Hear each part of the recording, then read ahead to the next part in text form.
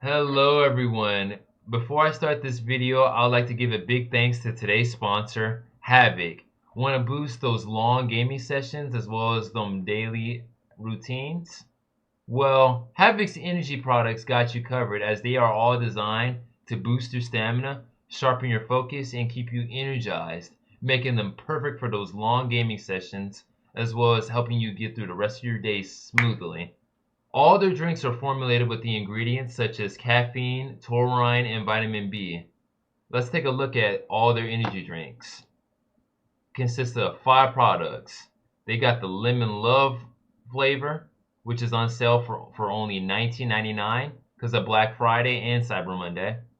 They got the Sun Kiss Surge, $34.99. This one's sold out, but it's gonna more likely come back in the future. So keep your eyes out on that. They got the Juice Jab flavor, only $19.99. And then they got the Sour Glitch and Cosmic Candy, which are both $19.99 as well. These two are also a part of the candy collection if you guys are interested in them.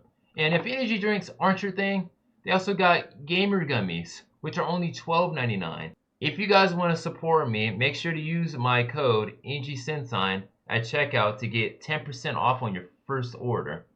Thank you all so much for having me.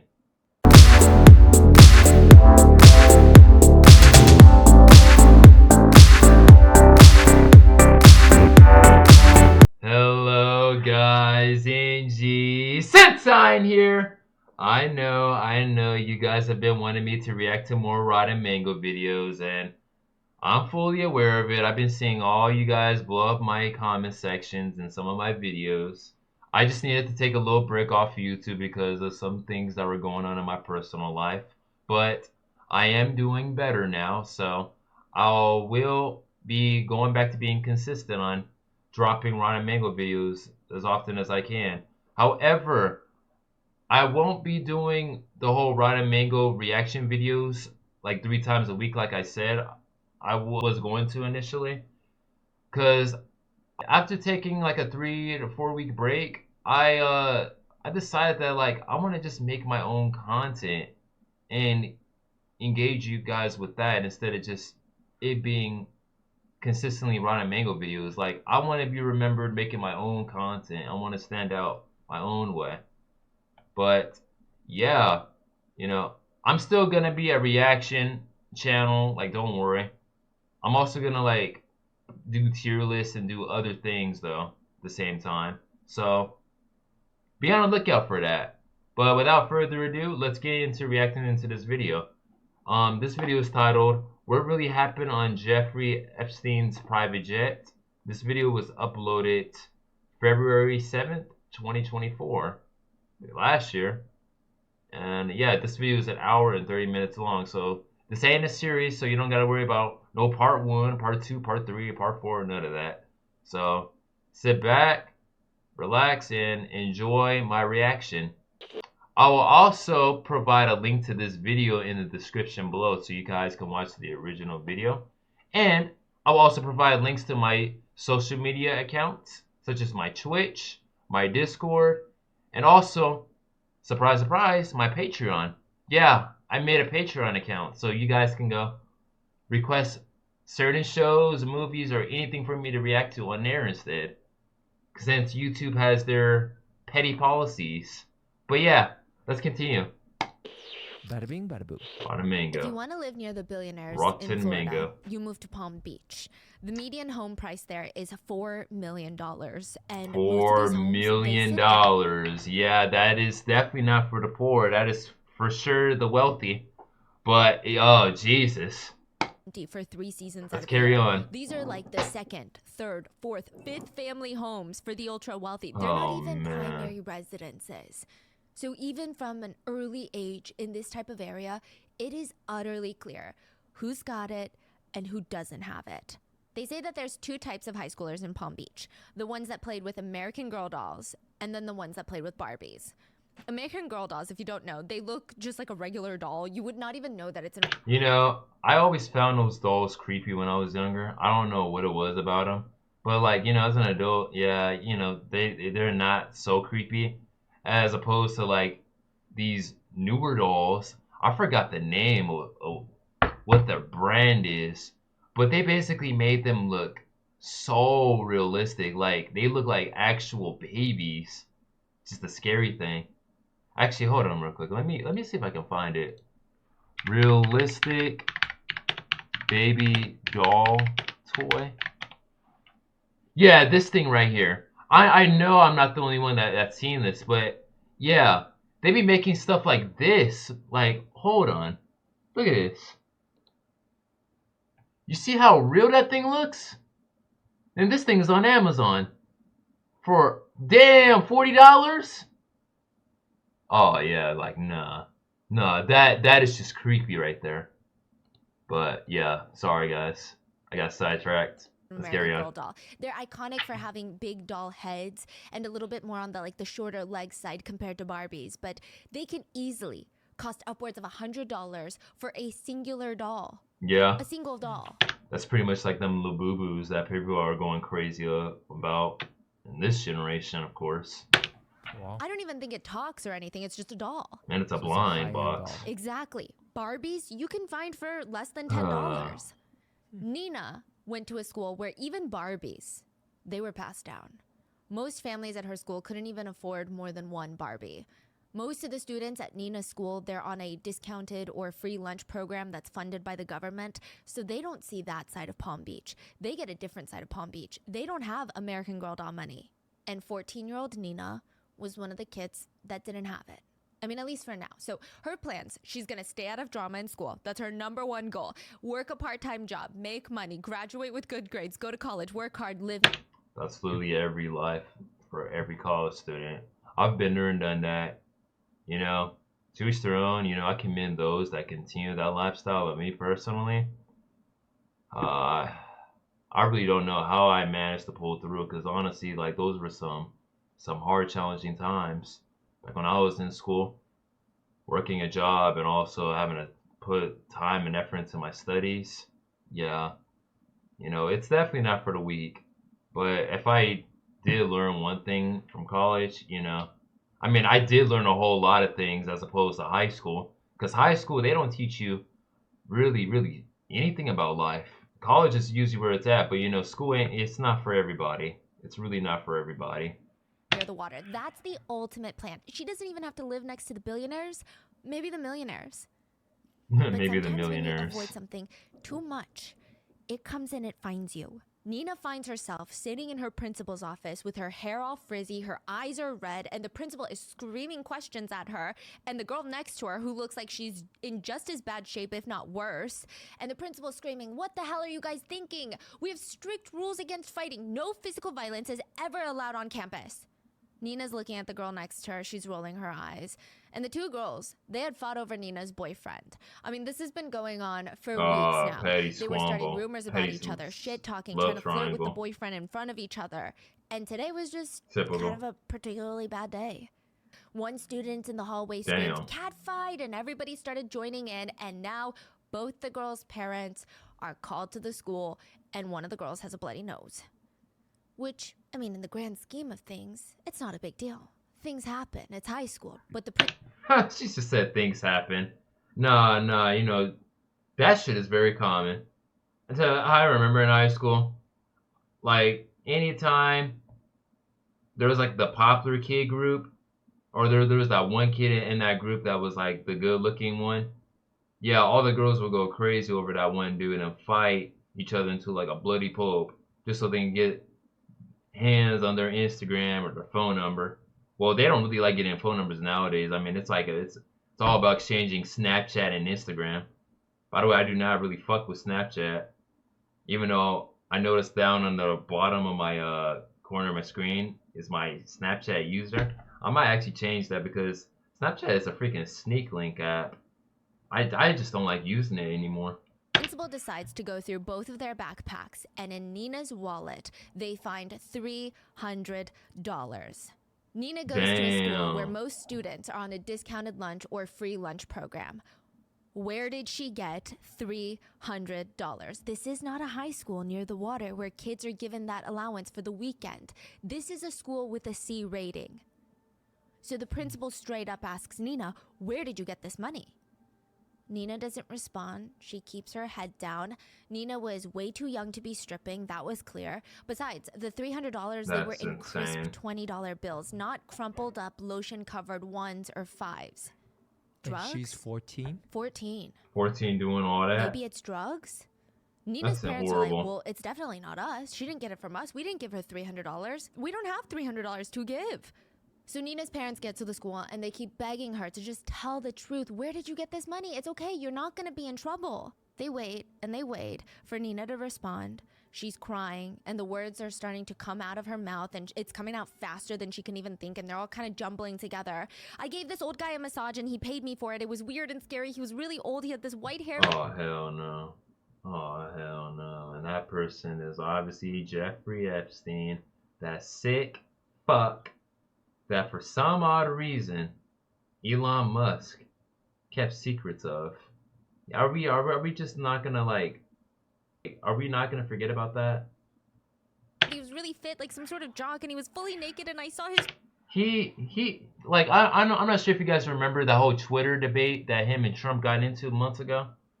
But yeah, basically those two got into like a petty freaking squabble with each other, and then Elon Musk basically threatened Trump, talking about if he doesn't do some, I forgot what it was, he will leak the Epstein files with Trump involved.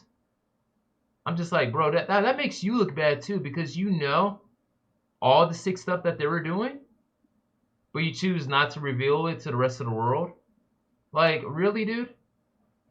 Wee-wee and everything, and then he just kept asking me to get naked. I'm not going to get too much into politics, though, because like I said previously, I'm not a political person, and people can have their own opinions on it. And I told him no, and he wanted me to get on top of him and massage him, and he just kept rubbing his wee-wee on me. Oh, heck no. Everyone is like, who? Because Nina's 14. They heard middle-aged man, naked, wee-wee. Who are we talking about? Who did this to you? Who gave you the money? Fuck no. His name is Jeffrey Epstein. As always, full show notes are available at RottenMangoPodcast.com, but a big thank you to James Patterson, John Connolly, and Tim Malloy, the co-authors of Filthy Rich. That sounds like I know them. I don't. This book was a big source for the information that I was researching for this case. We would also... Yeah, be sure to support Rotten Mango in all of her podcasts, as she's the one that provides all this juicy content for us to watch and listen to. So yeah, full credit goes to her. I'd like to say thank you to Vicky Ward for continuing to spearhead coverage on this ongoing development of all the court docs coming out. Victims' names, identifying information, and dialogue have been all changed for privacy. Even if authorities or the general public believe something is a fact, for the reason that there are ongoing legal disputes, we will be saying allegedly. However, our intention is not to cast down on victims' testimonies.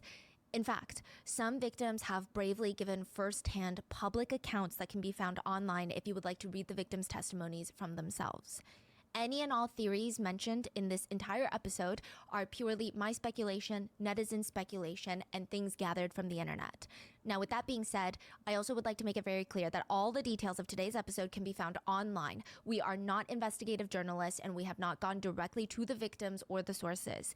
And if you ever feel in any episode that something was miscommunicated, misrepresented, or have any additional information you'd like us to know, please leave it down in the comments. Yep. With that being said, let's get started. More information, the better. The Metropolitan Correctional Center has a bit of a problem. I mean, the name sounds neutral almost, minus the correctional part, but the nickname for the building is Guantanamo of New York, federal prison located on the island of Manhattan.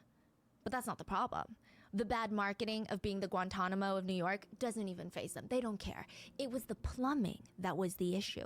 There was always a toilet in this prison that's overflowing with urine and fecal matter, sometimes straight into the prisoner's cells. It was never cleaned up properly because no one wants to clean up a prisoner's cell like that. Nasty. So the entire building is just stinky. It's infested with rats and cockroaches. It's...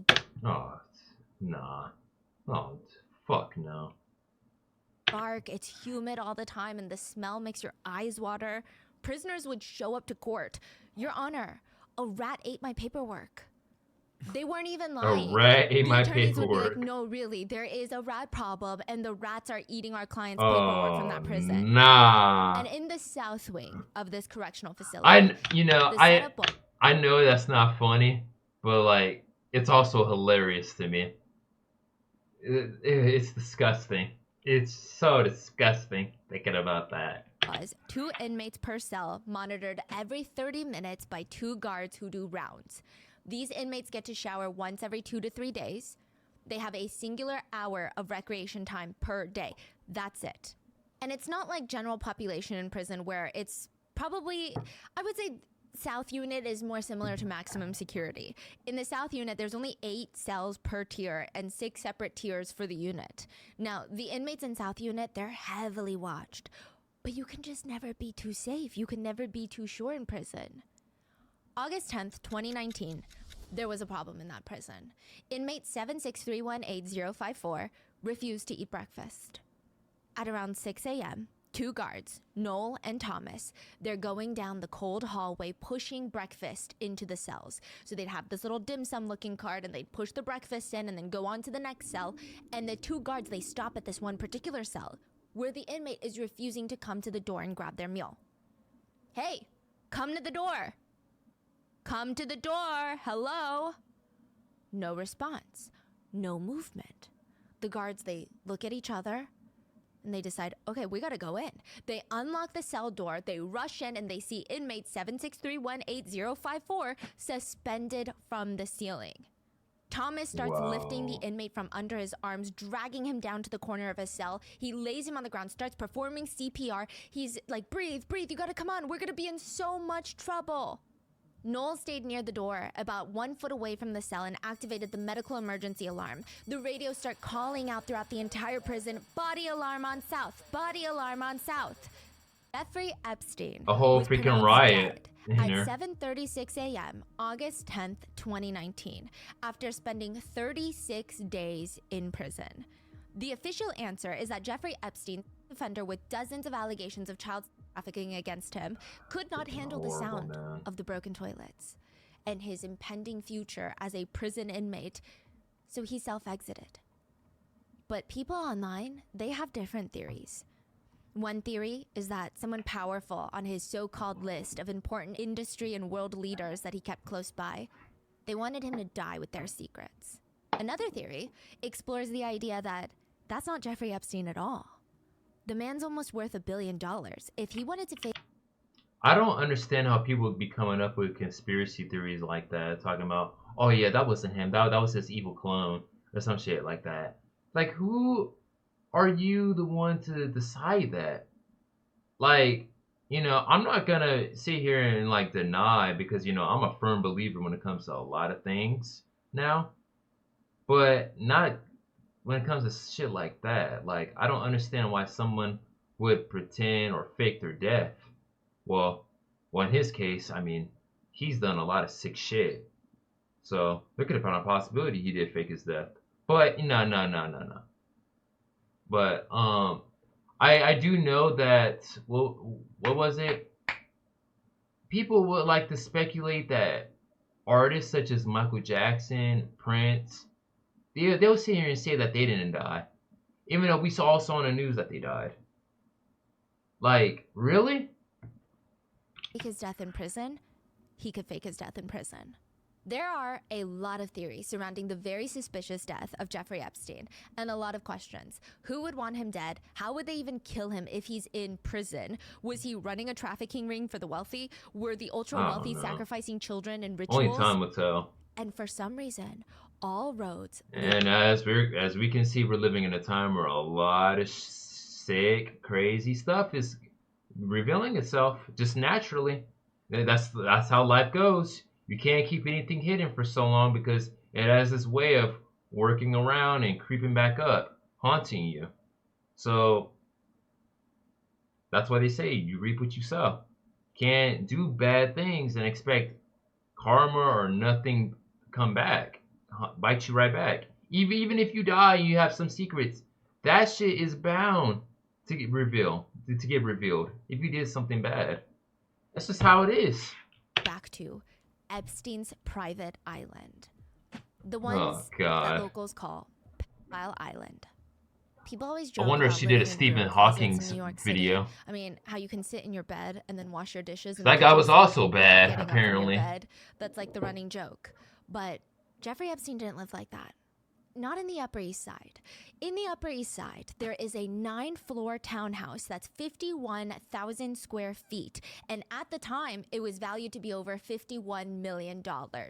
51,000 square feet? It was one of the largest private residences in all of New York City. The minute that you walk past the 15-foot oak door, you are in fantasy land. You're not in New York City anymore. You're not in Manhattan. The entryway had these frames that were lined up on the wall, just hanging. Each one was an eyeball, individually framed. What do you mean? Like actual eyeballs? I believe they were synthetic. Huh. Yeah, each one imported from England, eyeballs. So And that's artwork. Yeah, as artwork, just eyeballs displayed. And you know how people say rich people are so eclectic? This is probably the embodiment of that. If you keep trudging forward in this massive Manhattan mansion, if you go a few steps, you stop, you look up, there's a giant sculpture in front of you, probably 2-3 times your size, of a naked African warrior. Oh, jeez. It's a choice. Welcome to Jeffrey Epstein's world. And it said that he was a very particular man. It said that his morning was absolutely to the T, meticulously organized and very routine. Every single day, this was his morning routine. He would wake up exactly 6 a.m. He would spend 25 minutes in utter silence. All the house staff, assistants, they all hold their breath. Shh. Silence. Pondering his life in silence, meditating until approximately 6:25 a.m. And then he slowly consumes his breakfast, a guava, a banana, a muesli, which is basically just a fancy oatmeal. Then he calmly gets up and walks a third of a mile, precisely 1,760 feet or Precisely. 666 steps, in his monogrammed $700 handcrafted slippers from Stubbs in Wuhan. When he's done, he walks back home to his castle-like mansion in the middle of Manhattan, and he's got these little brass letters at the top of his door, and it reads J.E. Oh. He's got a thing for buying very expensive things and then making sure that everybody knows that he's the one that owns Yeah, it. he's the one that owns it. He had to put that freaking initial right there. It's just corny. That's so corny. Sometimes he'll take these contemplative morning walks with 2 women, 2 very young, beautiful women, maybe 19 years old. The man's in his 50s. They'll be walking behind him a few paces back. Bro trying to If live he like he stops young. to take a big old breath of air, they'll pause and just stand behind him. They never walk alongside him. It's always behind him. It's like they're waiting for him to hold out his palm and they'll hand him a eucalyptus-scented towel or feed him grapes if he opens his mouth during his walk. That's the energy. Then he comes back home to one of the largest private residences in all of Manhattan, takes a shower. He doesn't drink any alcohol throughout the day. He doesn't smoke. He cares about every little thing that his body consumes and how sharp his mind is the entire day. He sits down at his desk, which allegedly J.P. Morgan himself used to own, and gets to work. Whatever work is for Jeffrey Epstein, though, nobody really knew what this man did for a living. What kind of work? But that particular day in New York, he had a very interesting meeting with someone, a journalist named Vicky Ward. She was scheduled to come over and talk to him about a profile that she was doing on him for Vanity Fair. He arranged for her to be sat down in the leather room. It's his tea room. The walls are lined with this leathery fabric. The chairs are leopard printed, and he's got all these weird art. Yeah, there's like a woman that's, I believe she's naked, touching a lion's skin. He's got very fascinating art choices, and he wants to have afternoon tea with the journalist, the established, the very experienced Vicky Ward, who is assigned this piece on him. Now, news had broken that there was a very, very wealthy, mysterious man who had taken a private jet ride to Africa with Bill Clinton. So everyone's like, of course we want to know who's on the plane with Bill Clinton. Why is this man on the plane with Bill Clinton? Vicky was sent out here, supposedly, to find out everything that she could about this mysterious wealthy man. For an alleged reported billionaire who only hangs out with other fellow billionaires, presidents, and powerful families, dynasties, nobody knows anything about this guy. He's not at galas. He's not at the Grand Prix or Art Basel. Like, nowhere. He's nowhere where rich people usually congregate. He doesn't even like eating in restaurants. He says eating in restaurants is like eating on a subway. Whether that means it's too cheap, too public, too vulnerable, or all of the above, it's very unclear. Epstein and Vicky Ward sit together in the leather room, and these manservants wearing white gloves gently place finger sandwiches and cups of Earl Grey tea on the table. Vicky is visibly pregnant with twins at the time of this tea party that she's investigating Epstein, and she's heard all these stories about this man, of him being a ladies' man. All the women in New York are throwing themselves at billionaire Epstein, a true gentleman. One of the last good ones. How he's so smart beyond people's imaginations. He's the type of smart man that's not just good at business, but he can hold a conversation Oh, with Stephen there Hawking. he is, Stephen She thought it Hawking. was an interesting description for a Oh, man who that's sat there so and ate ironic. every single piece of finger food that was there for the both of them. They sit down, he has his manservants serve them finger food, he eats every single piece. It's stated that on his office desk right next door to the leather room, Jeffrey Epstein kept a copy of The Misfortunes of Virtue, which is a book. Now, it's written by the same guy who wrote 120 Days of Sodom that we've talked about. It's a book about a literal 12-year-old who gets essayed and is held captive in a monastery at one point and is abused by groups of sadistic monks. Like, it's very, very strange read. I'm sure there are groups of people out there that can argue that there is a lot of philosophical meaning behind books like these, and maybe I am just not able to grasp such intense, big concepts. But it's seemingly dark for no reason. I read a good chunk of it to get a grasp on what it was about, and I have many regrets. It's just the story of a girl getting essayed over and over and over again, and it's just... Oh, hell no, man! Nah, dude. Nah. When it comes to kids, dude, nah. I get really angry when I hear stories about them getting essayed by people like Jeffrey, man. It rubs me the wrong way. It rubs me the wrong freaking way. I mean, it feels like torture explicit material. There's no purpose other than to get off on the torture, I guess. I don't know. I mean, these monks, they were tying her up, suspending her from the ceiling, stabbing knives into her arms, and then catching her blood in buckets for pleasure. It's a lot. There's a quote from the book that reads, "A woman can have no other relationship with her husband than that of a slave and her master. She certainly has no right to pretend to have any higher status than that." That's the book that the journalist noticed. It's interesting because this was the only book that was out in view for the journalist when she walked in that house. There were no other books left out, so it's not like, oh, she saw Jeffrey Epstein's massive, extensive collection of books, literature, and this is a book that she picked out to prove a point. He left it out on his desk, and that was the only book she saw. Interesting. Interesting. Very interesting. Jeffrey Epstein also had a stuffed dog, a stuffed black poodle, dead and stuffed, on top of his Steinway grand piano that likely cost over $100,000.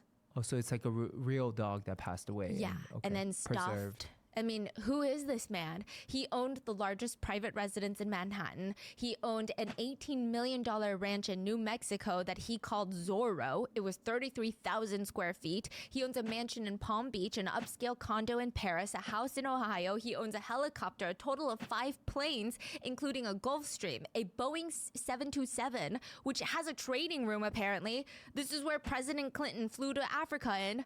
2 Escalades, 6 Suburbans, 2 Ford F-150s, 2 Harley-Davidson bikes, a Land Rover, a Hummer, a 34-foot boat, a 35-foot powerboat. I mean, Epstein was known for throwing these crazy private parties where already famous, influential, powerful people would be in attendance and they would shake hands with someone in Epstein's New York City townhouse. "Oh, I'm Andy. Nice to meet you." Andy is Prince Andrew from the British royal family.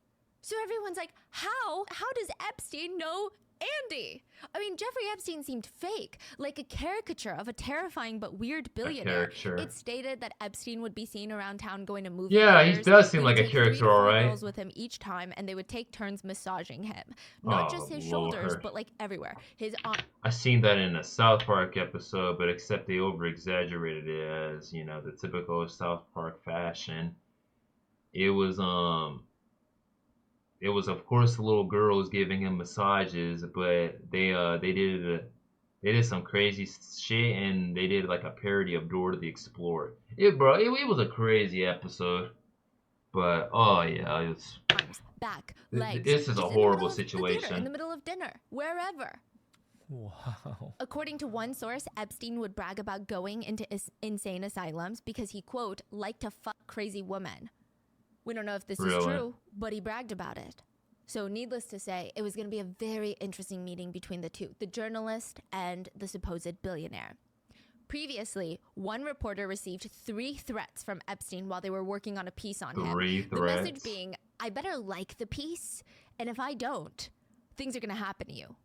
A close friend of Jeffrey Epstein's once said, Jeffrey has the unusual quality of knowing when he's winning. Whether it's in conversations or negotiations, he always stands back and lets the other person determine the style and manner of the conversation or the negotiation, and then he responds in their style. Jeffrey sees it as chivalrous. He doesn't pick a fight, but if there is a fight, he's going to let you choose your weapon. Jeffrey Epstein wants to play chess with journalist Vicky Ward, not figuratively, literally. You be white. You get the first move. It's like he's letting her pick her weapon. While playing, he probably had plans to talk about his love for science and how he's so close with Stephen Hawking. You know, he's friends with Nobel Prize winners, creators of virtual reality, NASA scientists. Those are his closest buddies. He would like to talk about how he's a philanthropist that's donated millions to Ivy League institutions to study the mysteries of our brains, how he believed in transhumanism, the science of improving the human population through technologies like genetic engineering and artificial intelligence.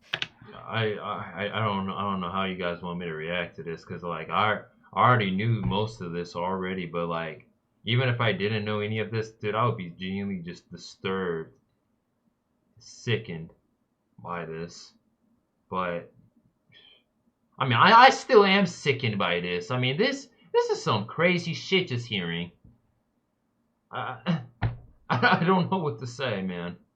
It's fucking disgusting. Because he thinks that his gene pool is very strong.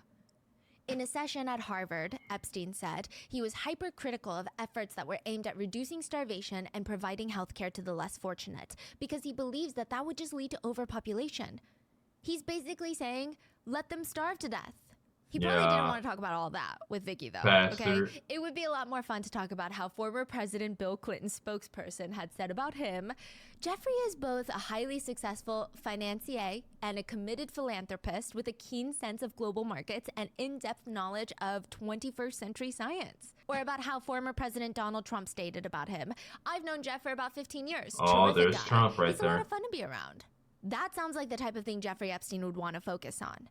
And I know that hindsight is 20/20, but if I were there, I would just want to know about what really goes on his secret private island, Little St. James. That's I wouldn't even want to island, know. but he likes to call it Little St. Jeff's. But the locals all call it Petal Island. It's a fitting 70-acre name. island in the U.S. Virgin Islands, which is south of Florida. It's about a 3-hour plane ride from Palm Beach, Florida, if you have a private jet, because I don't think that there's any direct nonstop flights from Palm Beach to that area. And it makes Jeffrey Epstein one of the very, very small group of incredibly wealthy people that own private islands, which buying a private island is kind of a headache. There's a professional agency called Private Islands Inc. that specializes exclusively in selling and renting out private islands around the world. But it's not even just buying the island itself that's expensive. If the island has no wastewater treatment systems, working power lines, reliable source of fresh water, if there are no buildings on the island, or if you are renovating said buildings, you can estimate to spend at least 2 times the cost of that building that if you were to build the same structure on mainland. And that's if your island is easily accessible. Some private islands, you have to build a dock yourself, or even a runway for a private jet or a helipad. These are not affordable things. To put it into perspective, Richard Branson, founder of Virgin Airlines, spent about $1 million, calculated for inflation, on a private island. And then he spent over $10 million so far to make it up to his standards. And actually a place that he wants to visit.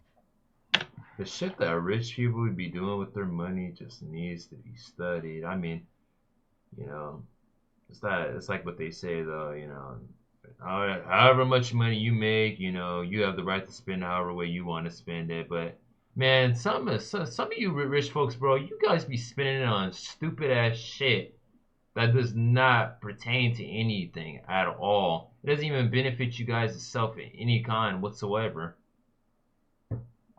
I just don't get it. I really just don't get it. The Red Bull owner bought a private island in Fiji for $10 million.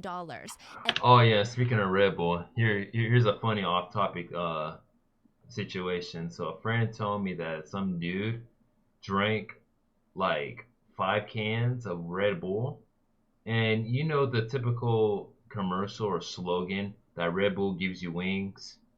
It doesn't in fact give you wings, but this moron thought it did, and since he died from a near heart attack or whatever, he decided to sue Red Bull because it quote unquote didn't give him wings. Can you believe that? I just wanted to put that out there because, and then he had to invest $30 million to make it more habitable. Like, some islands even have a doctor live there full time, even if the owner only comes every 1 to 2 days a year. Because on a private island, there are no hospitals. In case of an emergency, you're gonna want a doctor nearby. And as with any property ownership, there's still a ton of maintenance costs that are gonna add up. Epstein bought Little St. James for about $15 million, which is calculated for inflation. He immediately went in there and started scrubbing the place. I mean, he's getting rid of all the native vegetation, started importing in 40-foot tall palm trees, which these are tall, matured palm trees. They can cost upwards of $5,000 per tree, and that's not including import and planting. That's per tree. He bought a ton of these palm trees. And at the time, the island already had infrastructure. There was this main house. Now, side note, the main house would reportedly be renovated by the same designer that did all the Amman resorts, like the ones that all the celebrities go to, that's like $5,000 a night. So we can imagine quite a bit of money was poured into the renovation. By 2019, the island's value was listed to be around $64 million. Besides the main house, the island has 3 guest cottages, a caretaker and a groundkeeper's cottage, a private water filtration system utility building, a helipad, a dock, multiple swimming pools, tennis court, an enclosed lagoon, golf carts to take guests from place to place, a staff of 70 to cater to every guest's needs. You can tell who's staff because they're forced to wear black or white polo shirts and they're told to stay out of everybody's view when they're working, like don't be seen. Work hidden. But the most interesting building is a square box building on the isolated part of the island. It's the weirdest building I've seen, okay? Imagine a square, but it's blue and white stripes. It's got a gold dome at the top with 2 gold statues of what looks like almost like eagles or some sort of phoenix sitting there. It looks like a temple. And that's what Epstein calls it, his temple. Of course. It was on the most isolated part of the island. There are rumors circulating that he conducted sacrifices in there. That's where the children were taken for essay or to be killed. Oh no. It stated that it was Epstein's private study and music room. One contractor said, actually, guys, it's not a weird... God rest their souls, man. That's just awful. That genuinely actually just makes me sad. Sacrificial room, it's just a gym. But a lot of netizens don't agree. They theorize that this is either a sacrificial spot where rituals were performed, some sort of underground lair, or even an altar for an Egyptian deity. Because next to that temple structure is this enormous sundial. It's probably the size of multiple swimming pools. It's a giant circle. And obviously it only adds to the theory that people are being sacrificed on this island. Now, one thing that we do know is that we don't know much about this island other than that. It is incredibly private. I mean, there's only one island near Peo Island, Little St. Jeff's, whatever you want to call it, but it's mainly empty. Nobody really lives there. Epstein would later buy that island too for $22.5 million, which means this is either a man who really values privacy or he really does not want anyone to know what he's doing on his island. I think it's more of the latter because, like some sort of Bond villain, Epstein purchased a ton of sea urchins. You know what sea urchins are, right? Like they make uni. They look like black balls with these incredibly sharp spikes all around them. He bought a bunch of these, scattered them throughout the edges of the island. It would be physically painful for people to get to his island or leave his island without him knowing about it and helping facilitate it, allegedly. But that's just the island. That still doesn't tell us what the hell happened on the island, especially when it's been reported and debated about how many powerful figures have been to that island. Names like Stephen Hawking, Leslie Wexner, owner of Victoria's Secret and Limited Brands, Naomi Campbell, Prince Andrew, Bill Clinton, Donald Trump, their names have all been brought up and debated countless times of whether or not they have gone to the island. If they are... You know, who knows? Possibly. Possibly. They possibly did. My bet is probably, yeah, they did. Oh, anything's possible. What are they all doing there? What do these people even have in common, other than they're rich and powerful? Epstein would host these scientific conventions on the island. That's One the of them answer. was called Mind Shift, and they would just discuss neuroscience, artificial intelligence. Another private island convention was called Confronting Gravity. He was going to bring in 20 of the top physicists from around the globe, including 3 Nobel Prize winners, and they would, through the conference, confront gravity and explore fundamental questions in physics. They wanted to determine what consensus, if any, is there for defining gravity. Like, either I'm too dumb or maybe too smart because I thought gravity was not a debatable thing. Epstein said about the conference, there is no agenda except fun and physics. That's fun with a capital F. Side note, Stephen Hawking does show up a lot in newly released court documents that we're going to go in more in depth on in the next episode on Sunday. But it seems like Epstein was obsessed with Stephen Hawking. He loved everything Stephen Hawking stood for. The fact that Hawking theorized that the universe would stop expanding and collapsing, at which point time itself would start running backwards. He loved that. He loved it so much that Epstein gave Stephen Hawking the best gift of all, a submarine that was modified to fit Stephen Hawking's wheelchair, which was the first time Stephen Hawking was able to go underwater. This is so movie-like. It's crazy. James Patterson states it was like one watching of the a most freaking romantic, movie. generous gestures that Jeffrey Epstein has ever made. Okay, what else was going on in that island? Are we really supposed to believe that they spent all their money to find one of the most secluded islands that money can buy so that they can debate the concept of gravity and pin up whiteboards a little too high on the wall? I don't think so. There was no runway on that island. It was too small for a private plane to land. So Epstein would have to land his private plane at a bigger airport, his Gulfstream on St. Thomas, then take his helicopter to his private island. Some locals on the main island would whisper that Epstein's private jet should actually be called the Lolita Express. Every time that they landed to go to Epstein's private island, they said that Epstein was just surrounded by children. Female children. Another local stated there would be girls that looked like they are maybe in high school. They looked very young, and they were always wearing college sweatshirts. It seemed like they were wearing it as camouflage. To be like, I'm in college, I just look young. But they're definitely not college age. They're definitely not old enough. So they're not even college, but they're trying to be... Yes. Pretend they're in college. Yes. Wow. Another local said, I compare him to a serial killer in broad daylight. I mean, I just think he has the face of evil. And it's like he was flaunting it, like hanging out with all these underage girls just so blatantly. Other locals stated, the young girls looked like they stepped out of an underwear catalog. They would walk around with very few clothes on or lounge by the pool with nothing on. And it's like, they were like that the most of their time. And I was concerned because of their ages. And a few of them looked very young. And I couldn't help but wonder, do their mothers know where they are? It has been alleged by a victim that the island was just step one. Most cases they don't. In most cases they won't. They won't know where their own kids is, which is the sad and scary part about this. They would just get abducted, and then the next day, you hear your own child tell them that, tell their parents that they got essayed. Like, dude, I wouldn't even know how to fucking react to that as a parent. I'll be livid, man. I'll be absolutely livid. Trafficking for wealthy clients. It wasn't just the island. Girls were sent to London, Paris, Spain, everywhere around the world. And on that island, girls were forced into sexual acts by Jeffrey Epstein and his right-hand woman, Ghislaine Maxwell. Now, if you guys have ever heard of Epstein's case at all, you've heard of Ghislaine Maxwell. I mean, the two go together like they did everything together.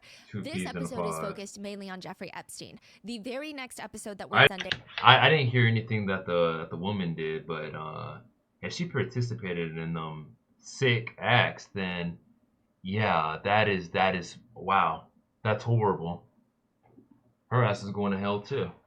Is going to be focused on Ghislaine Maxwell and how she was basically called his madam of this whole alleged trafficking ring, because she actually was very involved and very allegedly abusive with many victims.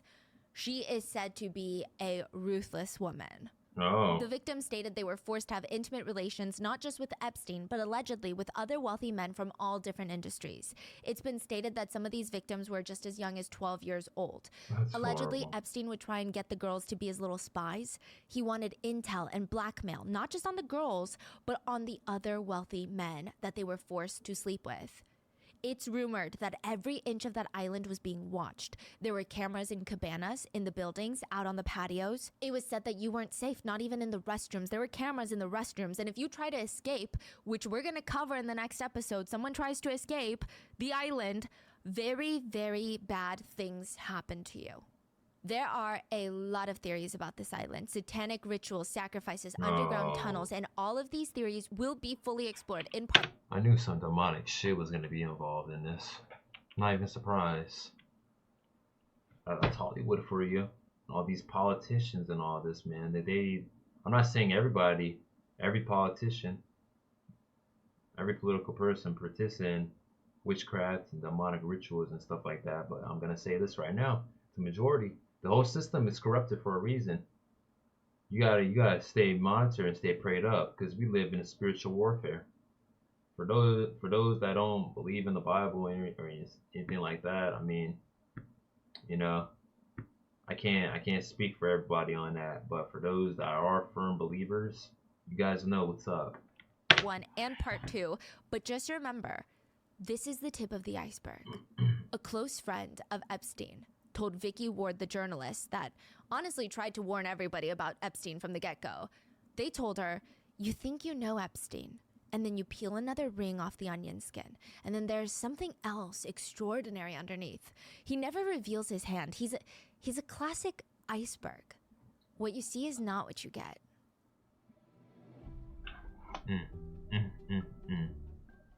I have something that I think people would be interested in knowing. It's about a man named Jeffrey Epstein.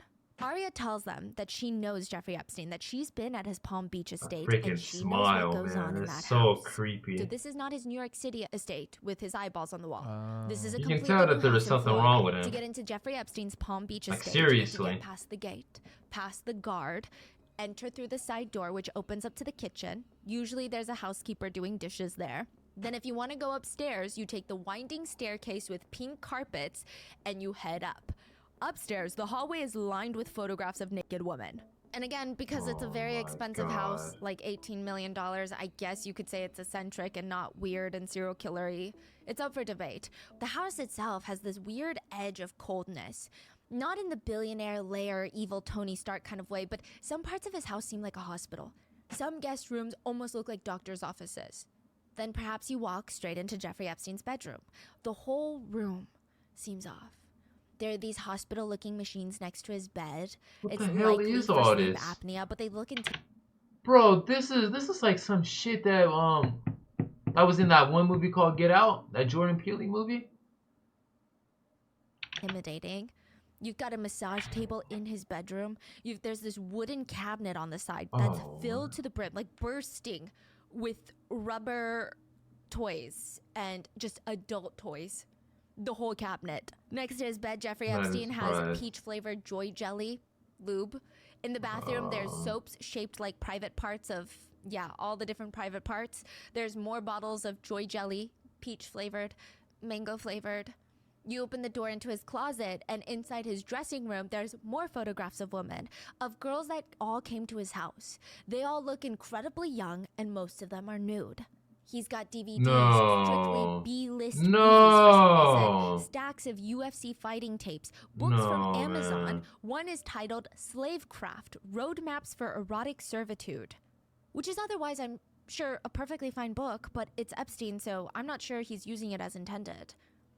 There are 2 secret cameras hidden in clocks on the first floor in his office. Most of the girls in that house don't even know about it. Jeffrey takes pictures of them through those cameras and keeps them on his hard drive, and the whole place has this overwhelming, sickly lavender smell to it all. The first time, most girls are let into a room. Oh my god, bro. Bro, I just got chills hearing all that, man. Yo! It has a green and pink sofa.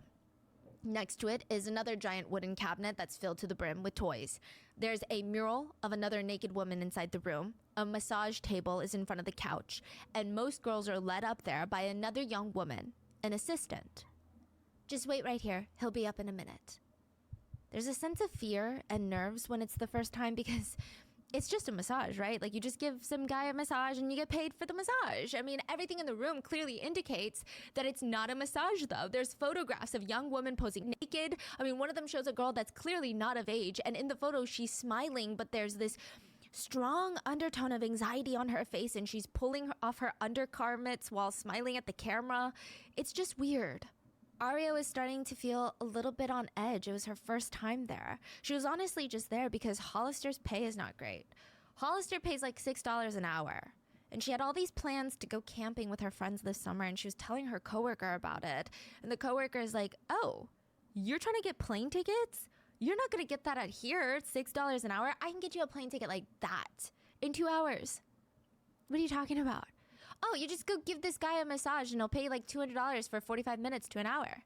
She didn't give Aria any other details. That was it. But Aria was not naive enough to think that someone would just pay $200 for a massage. She said, like, this guy's not going to pay you money for not doing anything, not letting him cop a feel or nothing, But he could try all he wanted. I mean, she would just turn it down. She thought, if he tries to do something that I have a problem with, I'll just leave. Simple as that. And if not, if he doesn't do anything, then I make $200. $200 is $200. Aria went with a friend from Hollister. She was brought into the kitchen where she met Sarah, who she later found out was, quote, like one of Jeffrey's slaves, end quote. Jeffrey Epstein would pick a few girlfriends to live with him, and it really depends on, I guess, how you look at it. I've seen some victims and some sources depict these women as perpetrators. And then I've seen some depict them also as victims who ended up becoming perpetrators, but probably because they were already victimized to a degree. So it's very complicated, but a lot of the girls would say they're like his slaves. So they would live in his house and they would do everything for him. They would walk behind him during his morning contemplative walks. They would never really look up or talk without being asked. Yeah, it was a thing. The woman tells Aria, he'll be ready for you in a second. Aria was led upstairs, past the strange paintings, and into the primary bedroom, where there was a couch in the bathroom. And she's like sitting in the bathroom couch. I mean, it was huge, the bathroom. There were bottles of lube, massage oils, weird medical looking devices that you would normally see in like a dermatologist's office. It's just creepy. It was not a place that you would want to be alone in. But Aria's not alone. She's got her friend from Hollister there. Then a middle-aged man walks into the room, walks over to Aria, shakes her hand. Hey, I'm Jeffrey. Then he turns to her friend from Hollister, hands her a wad of hundreds, and Aria is pissed. Her friend was getting paid to bring Aria here. Worse is that her so-called friend is leaving her. She tells Jeffrey, great, I'll wait for you downstairs. Turns to Aria, see you in a little bit, and runs downstairs. Wow.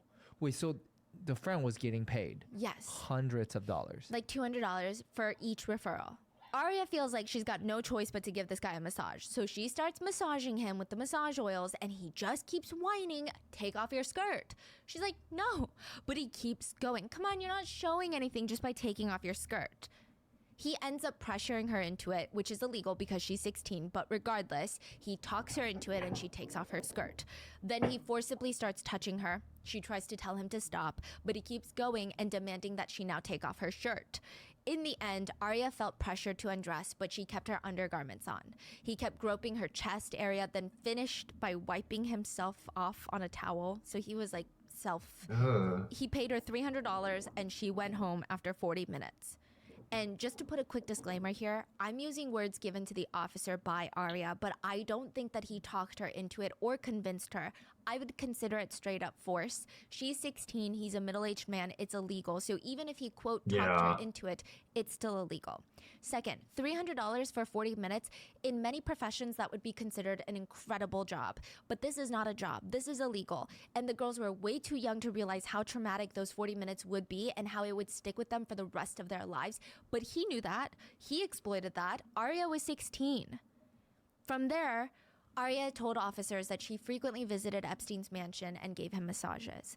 She stated that she was there every day that he was in Palm Beach, and she had been there at least hundreds of times. She had some rules that she set with him, and again, none of this matters because she's underage, so even if she's setting rules, this is illegal. Aria stated Epstein told her that she was his favorite.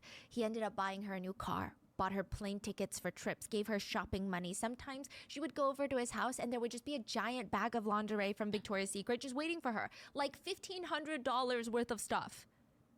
He even asked if she could ask her parents to emancipate her so that she could come live with him. As a girlfriend? The police ask. Slave, whatever you want me to call it, yeah. But it escalated. He just increased my pay as long as he could touch me. She said, I used to go there every day. Like, I don't know how many other girls he was saying, you're my favorite too, but I want you to live with me. But I was in as deep as you can get. She stated, the underwear I'm wearing right now, he gave me. Authorities asked him clarify, and for some reason we... Really? have very, very vivid details about his private part. Aria told authorities, because they kept asking, I cannot believe what I just heard right now. I'm 110% sure he's circumcised. As a matter of fact, he has some sort of birth defect on his thing. I don't know what it is. I've never really looked into it because I've never done anything. Yeah, like how Hitler had a freaking... Oh, well, I don't think I can say his name. Big H, because I don't know if YouTube would allow me to say this evil guy's name, but if you guys who know who I'm talking about, that person that starts with an H, he had supposedly one testicle. So yeah, and that dude was evil as well. So I'm starting to notice a pattern. Where I had to touch it. Out of the whole time I worked for him, I never touched his thing. I'm pretty sure he rubbed it against me, but I've never been like, okay, I'm gonna let you do this, or okay, I'm gonna do this now. But it's really weirdly shaped. I don't know. Do you want me to tell you about it? Yes. Oh, I'm really embarrassed, but it's like a teardrop, like a drop of water. It's like really fat at the bottom and really skinny at the top where it's attached, and it never is like fully stiff. Like I could just tell by looking at it. I don't know. Like by looking at it, you can obviously tell if it is. I could tell that he wasn't. Aria told authorities that sometimes Jeffrey Epstein would call her over to the house and ask her to be completely naked while he worked. So she would be paid to just sit on his desk while he worked completely naked and watch TV or read a book or just be naked in the room. Other times he requested that she be naked in bed with him while he watched the news, or other times he would just have her join him for dinner. It wasn't always a massage, but Aria said she would never be in that house if there wasn't money involved. Then one day, he forced her over the massage table and forced himself. You know, money is like they say, the root of all evil. And a lot of people, they be doing a lot of sick stuff just for money. But like they don't ever think in the back of their mind, at what cost? That lady freaking bro, she became a sellout because of money. She violated herself because of money, man. Like, that is not okay. That is never okay to do. Have some sense of respect and self-worth for yourself. Don't be doing shit like that. It doesn't even matter how much they pay. Put yourself first. Respect yourself more. It's honestly just a shame hearing that. On her. It's disgusting. She said that she, quote, freaked out and stopped him, but he R-worded her even if it was just for a moment. Now, side note, I want to clarify that she clarifies with the police that she never had intimate relations with Epstein, and she did not. But he did try to R-word her, even if for a moment or two.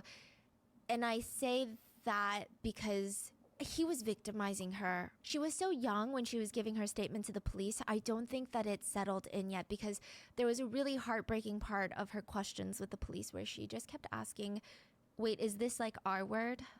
I mean, it's just my opinion. I think he's just a raging predator. Yeah. Now, side note, Jeffrey Epstein knew Aria's He was an real age as animal. well. She told him that she was 16, A and he told her, monster. don't tell anybody. Don't tell anybody your real age. And from there, things just started escalating. Epstein would pay Aria to have relations with another woman, one of his girlfriends that lived at the house. And either they were all underage at the time or she had just turned 18. It's uncertain. He would watch as they had intimate relations with each other. Sometimes he would join in by doing things to the two of them. Aria stated that there was a lot of usage of strap-on devices and other large rubber objects. He had a whole cabinet at his disposal of things that he would use during these massages. She stated Jeffrey Epstein was a mastermind at getting people to do what he wanted. She stated, he's a very hard guy to say no to. I don't know if you guys ever talked to him, but well, if you talk to him, I mean, he straight up tries to control the situation. Every word that comes out of your mouth, it seems like he knows what you're going to say. Like, that's his job. That's how he makes his money. Knowing what people are going to say and what people are going to do. So The only what, reason bro? that I held on for- See me and tell me that dude was psychic. No, get out of here with that. Everybody makes a choice. Whatever decision you make, that's the decision you freaking ultimately make. You don't let nobody control you. You don't. I don't want to hear that excuse. I'm sorry. But we make choices. Everything in life is a choice. so long was because he promised that he would get me into NYU and that he would pay for it. So I waited and I scored great on my SATs. I had a 4.0 GPA. I did really good in school. I gave him my application 3 times. He never submitted it or checked it. Wow. That's why I stayed so long, because my dream was right in front of me, you know? Did he ever hurt you? Sometimes it got violent, yeah. He would pick me up. Like, if you pick me up and throw, obviously it's gonna hurt. I mean, there's been nights where I walked out of there barely able to walk from him being so rough. So to recap, Aria was pulled over, arrested for having weed in her possession, brought into the station, and the police thought this was a routine arrest. But now they've uncovered that Jeffrey Epstein, one of the richer men of all of Palm Beach, is actively seeking children for sex work.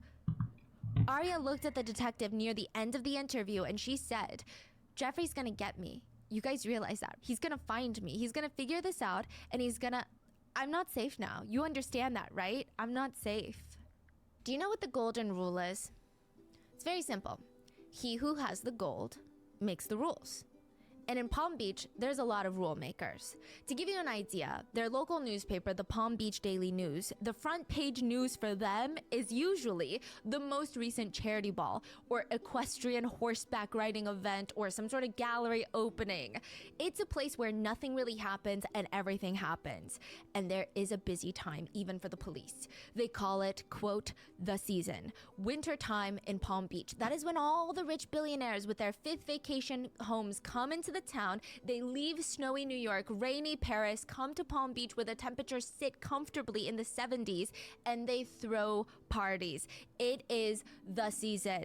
The billionaires come in, fly in on their private jets, fly in all their friends from around the world. They throw these over-the-top parties, endless bottles of Dom, the ones that cost like hundreds of dollars per bottle. There's shrimp towers, hired entertainment, noise complaints. Someone hungover, believed to be dead, there's a 911 call. Cocaine usage through the roof, and once these parties are over, the workers come in, clean up the billionaires' mansions, leaving it completely spotless, even though they know, and the billionaires know, that they're just gonna do it all over again tonight. And everything, all that trash, ends up at the landfill that the sanitation workers call Mount Trashmore. Everyone's trash, except Jeffrey Epstein's. His trash was being secretly pulled by the Palm Beach Police Department after Aria and after Nina's reports. It's called a trash pull. where authorities secretly work with sanitation workers and have a special place for intaking a suspect's trash, like all of it, and it goes to the police station and sorted through for important evidence. In this case, they're looking for anything that has DNA, toothbrushes, condoms, half-eaten pizzas that can even place underage girls in the house, or any other incriminating evidence, notebooks, journals, pieces of papers with names, phone numbers, dates, anything that can connect Aria or any other underage girl for that matter to Jeffrey Epstein. Billionaire or not, the police are determined. They're gonna get this guy. They just need to make sure that the investigation is kept tight, under wraps. The door to the police station swings open and a silver-haired man walks in. It's Jeffrey Epstein. And behind him is a beautiful but very young woman, 19 years old, barely a woman, and she's walking behind him a few paces back. The other girls call her another one of, quote, one of Jeffrey's, like, slaves, end quote. She's one of the girls that lives in his mansion.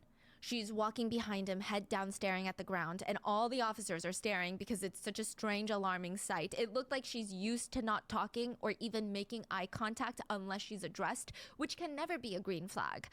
Jeffrey walks up to the chief, Chief Ryder. He introduces himself as a local Palm Beach resident, Jeffrey Epstein. He does not introduce the woman behind him. It's like she doesn't exist. And he hands the chief a check for $90,000. Whoa. A donation for a firearms simulator. Which kind of, if you guys don't know what that is, it looks like screen golf, but instead of a golf club, you use a replica firearm and you practice your aim, reflexes, and stamina. A lot of wealthy Palm Beach residents donate to the local police department because they have a lot that they want to protect, and they want to make their already safe town even safer, and they think this is the best way to do it. I didn't know you could just walk into a police station and hand them a check. Yeah. And not be arrested for bribery. Yeah. Like, that's insane. We should just hand them a dollar check and insane. test it out. It's crazy. That's not a conflict of interest? Wow. Like, what? That's definitely not bribery for sure, right? But even for one of the wealthiest zip codes in the state, $90,000 in a donation is a pretty big deal. Chief Ryder, he'd been a cop for more than 24 years. I mean, he was trained for anti-terrorism at the FBI training headquarters, Quantico, but he's also a family guy, and he could just tell that something is off about Jeffrey Epstein. And $90,000 was entirely not enough to make him feel differently.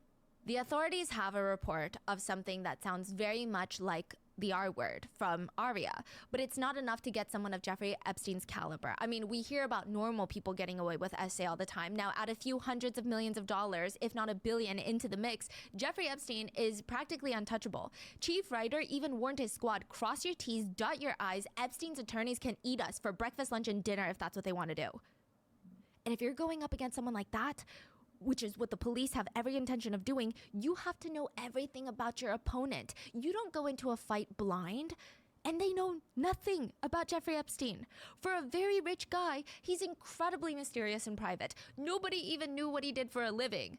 I mean, yeah, the police can figure out through tax filings, but what does that even mean? What does he really do for a living? He has a corporation, he helps rich people, that's all they know. How does Jeffrey Epstein make his money? According to some people, Jeffrey Epstein would go around telling people that he was a brain scientist. Is that even a real job? He would say, it's my job to know how people's brains work. So yes, it's all very elusive. Mm-hmm. But one thing is for certain, it is highly unusual for animals that big to not leave any footprints in the snow. Only problem is, Jeffrey Epstein was born with very, very small feet. At least in the finance world. Jeffrey grew up in Brooklyn where his dad was a landscaper, which I just want to say there's absolutely nothing wrong with that. It does appear that he comes from a loving home, but it is a world away from the Upper East Side and the old money New Yorker societies that he wants to be a part of. But Jeffrey Epstein is unfortunately very smart, at least on paper. He skipped 2 grades. He was a genius with numbers, they said. He played the piano. His friends said he was advanced. He's brilliant. He's a diamond in the rough. He's got a gift for recognizing opportunities very quickly. They're only saying that because he got money. Enough, Jeffrey Epstein had a lot of friends growing up, and they would call him Epi. His parents would call him Bear. At school, they'd call him Epi. Apparently, he was very likable. So they said, have you ever heard someone who laughs like, ha, ha, ha, ha, ha? Or they just kind of laugh like that noise. They said Jeffrey Epstein laughed like, he, in a very high-pitched voice. Like he would have a hee laugh, which honestly is a little creepy now that I think about it. But a lot of kids, when you're young, they thought it was cute. They thought it was enduring. Jeffrey Epstein was described to be chubby with curly hair and an obsession with his prized stamp collection. And his grades. I mean, Jeffrey Epstein goes from Brooklyn to the Upper East Side, at least Monday through Fridays, and he starts teaching at a prestigious private school in New York City called Dalton School. This isn't even a university. Dalton is a K through 12 grade school. The tuition per year is $61,000 a year. This is not even a private university. Epstein doesn't even have a college degree, and he ends up as a teacher of math and physics over at Dalton. And nobody was taking parent-teacher conferences as seriously as Epstein was, because that is his chance to be in the same room with these rich, powerful, well-connected parents without formally pitching himself and annoying these influential families, because I'm sure they get that all the time. I'm sure they get Shark Tank pitches on a daily basis. Epstein shows up to these teacher conferences and shows them exactly how valuable and brilliant he is. And it works. One of the dads leans over during a parent-teacher conference. Have you ever heard of Bear Stearns? Bear Stearns was a massive investment bank, trading, and brokerage firm. By 2008, it was the 5th largest investment bank in Manhattan. It did collapse that same year, so I don't know what that means anymore. In 2006, they did $9.2 billion in revenue. They had a giant 47-floor glass-down skyscraper in the middle of Manhattan. The traders did lines of cocaine in the bathroom. I'm not even making that up. There was a guy from Bear Stearns who had a cocaine dispenser that had the emblem of Bear Stearns. I mean, the firm clearly operated in very interesting ways. Even when hiring traders, the partners were not looking at resumes and diplomas. Some of the partners would straight up say, I'm looking for PSDs. Poor, smart, determined kids.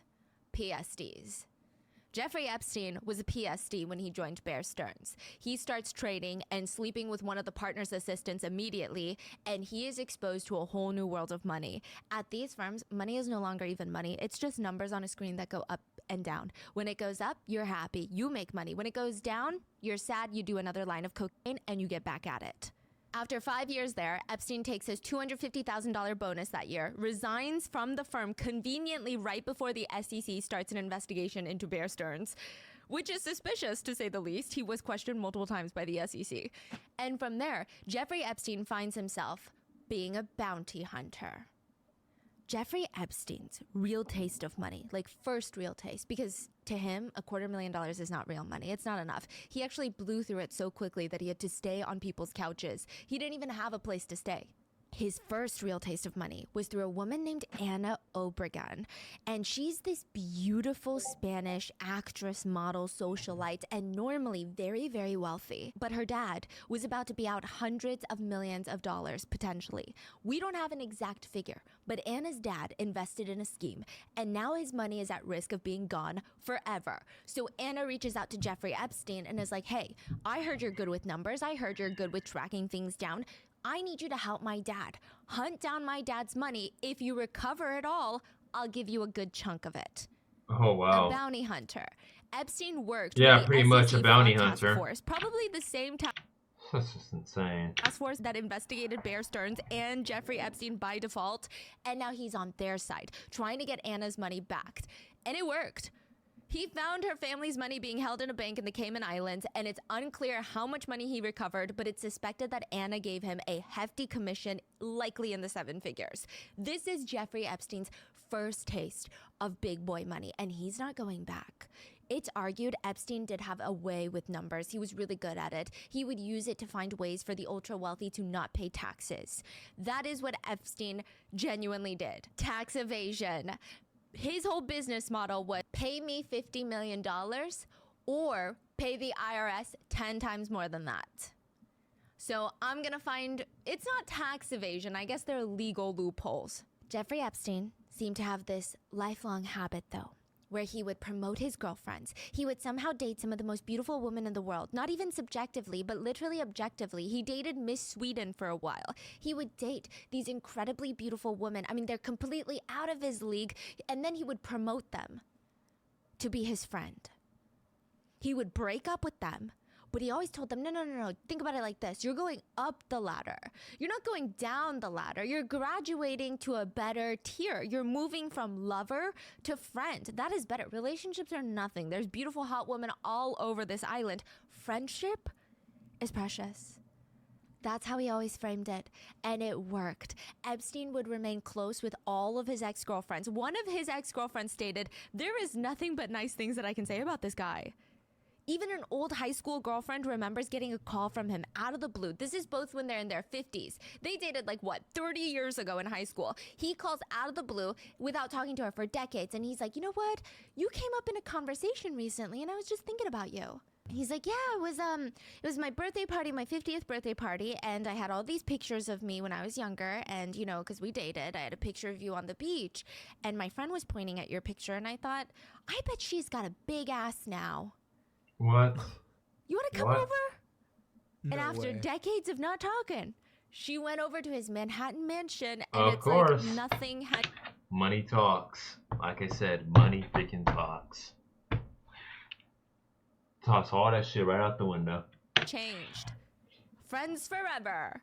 Now, one of Jeffrey Epstein's longest relationships, though, was with a man named John A. This is a fake name. He was Jeffrey Epstein's houseman for 11 years. As the main houseman, John was also the house manager, the driver, the house maintenance person. He mainly stayed in the Palm Beach house, and his job was to make sure that anytime Jeffrey was at home, it was ready for him.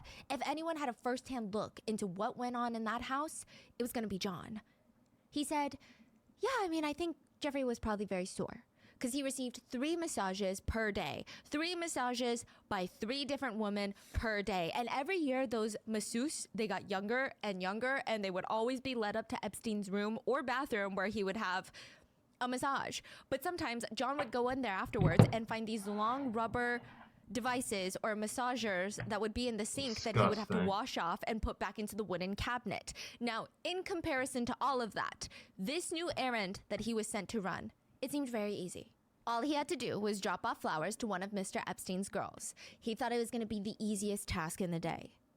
Until he found himself with a bouquet of red roses in his hand, standing in front of a high school. Red roses for 15-year-old Nina.